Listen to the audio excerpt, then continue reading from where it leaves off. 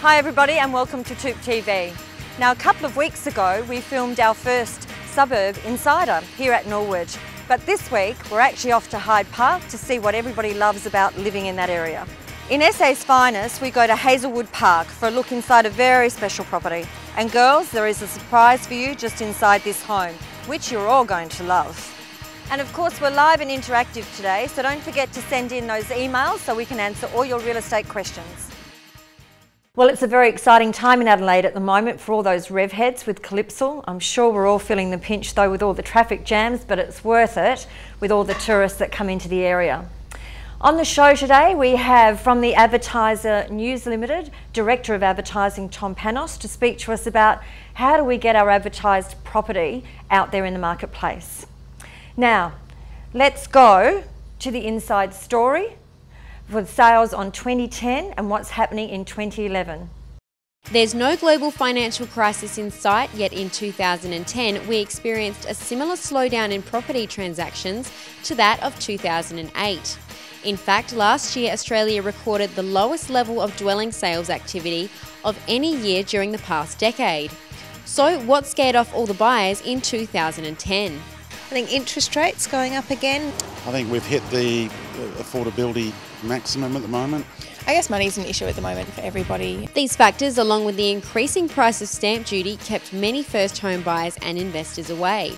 And adding to potential South Australian buyers' woes was the drop in the total dwelling approvals, which has been linked to difficulties in obtaining finance. But indicators suggest that for now the worst is over and sales volumes will improve in 2011. Wages are growing at a level above inflation, and limited growth in property values along with this wage growth is likely to improve housing affordability. Joining me today in the studio is His Worship, the Mayor of Unley, Lachlan Klein. Welcome, Lachlan. Thanks, Mandy. Lachlan, you're quite a young mayor. Tell me about you and your experience and how you got where you are actually. Yeah, thanks, Mandy. I've always wanted to be mayor. Unlike some of my friends who wanted to be a fireman or who wanted to be an entrepreneur, for me it was all about being mayor. And that's because as a young boy, as a 5-year-old kid in his first year at school, my father was then on council, and the school that I went to, a small primary school, was on Unley's Village Green, which is exactly where the Unley Council Chambers is. So I would play Red Rover all over with the other kids on the Village Green, and I'd look up and I'd look into the Mayor's Parlour, and there was just something about that experience and that exposure at a young age which drove me to get involved in debating and public speaking and school representative type positions.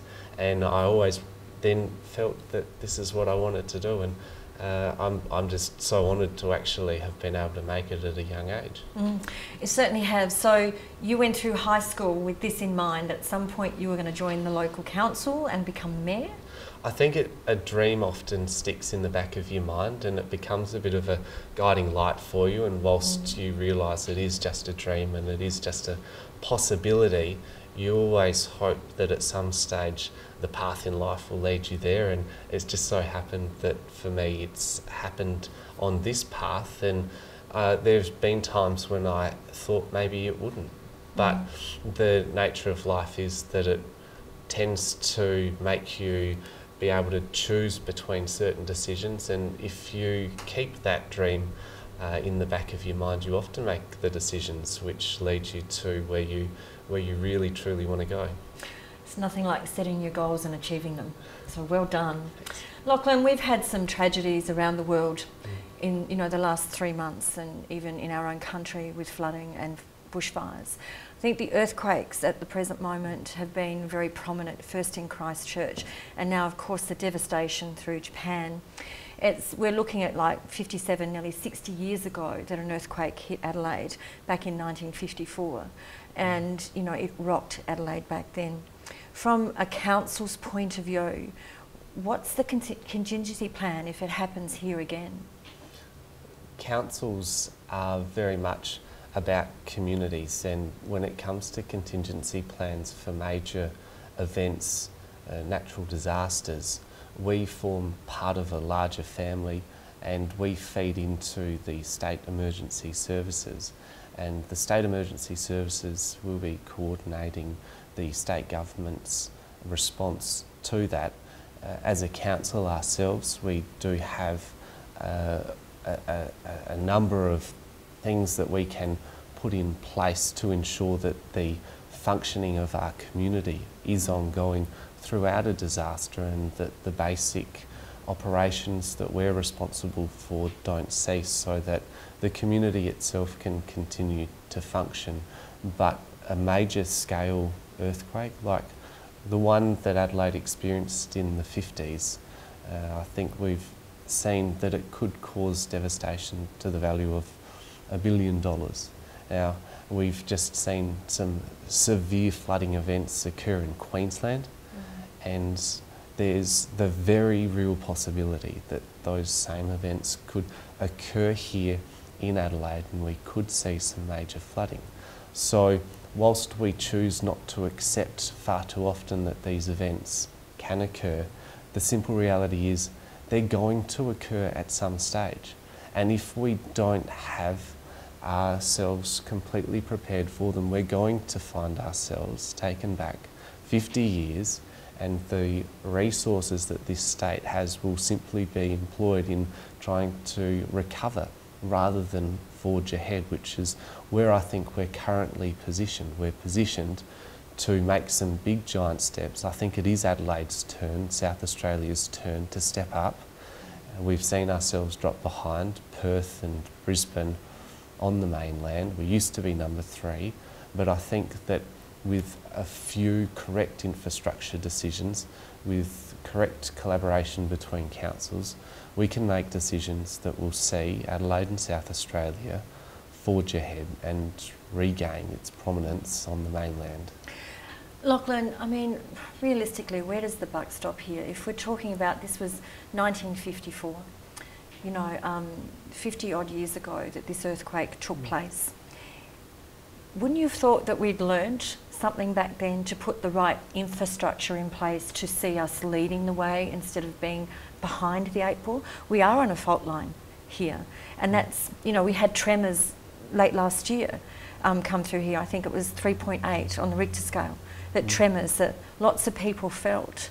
Now that's saying something to us. So, you know, where does the buck stop with the infrastructure? How long is it going to take for it to be brought up to scratch so the people of Adelaide feel safe, that they know if this happens to us, we've got the right infrastructure in place?